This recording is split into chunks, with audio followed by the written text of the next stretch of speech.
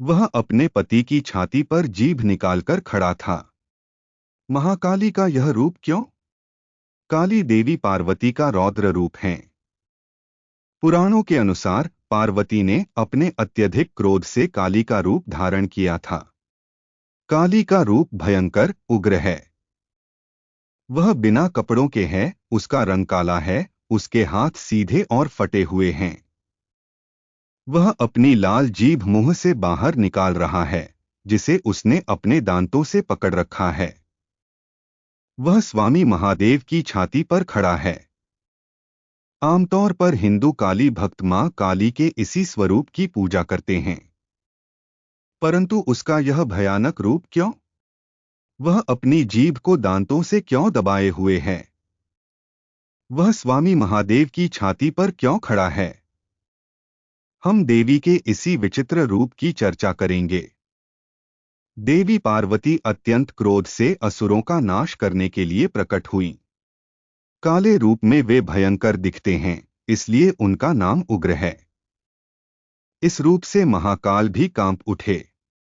जब देवी यह रूप धारण कर लेती हैं, तो उनके क्रोध को शांत करना बहुत मुश्किल हो जाता है। यही बात तब होती है जब देवी रक्तबीज से युद्ध करती है। दो असुरों के सेनापति शुंभ और निशुंभ को रक्तबीज का वरदान प्राप्त था कि यदि उसके रक्त की एक बूंद भी जमीन पर गिरेगी तो उसके जैसे कई और राक्षस पैदा हो जाएंगे। यह वरदान प्राप्त करके रक्तबीज देवताओं को युद्ध में परास्त करने के लिए आगे बढ़ा। जब भी देवता उस पर आक्रमण करते तो उसके रक्त से और भी राक्षस उत्पन्न हो जाते। ऐसे में मां कौशिकी ने देवी काली से कहा, आप रक्तबीज के रक्त से अपनी प्यास बुझाएं। इसके बाद काली ने रक्तबीज के शरीर से गिरे खून को जमीन पर गिरे बिना अपनी जीभ से चाट लिया। राक्षस का खून पीते समय क्रोधित देवी अपनी चेतना भूल गईं और राक्षसों के रूप में देवताओं पर हमला कर दिया। इसके कारण ब्रह्मांड में अराजकता व्याप्त है। देवी के क्रोध के सामने किसी भी देवता का टिकना कठिन हो रहा था। तब सभी देवताओं ने शिव से सहायता की प्रार्थना की। देवताओं के आदेश पर महादेव गुप्त रूप से वहां पहुंचे और भूमि पर लेट गए।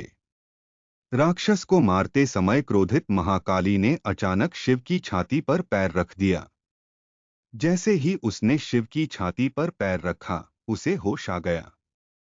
तब उसे अपने पति की छाती पर पैर रखने और अपने भयंकर क्रोध पर पश्चाताप हुआ। इसी अपराध बोध में देवी की जीभ काट दी गई।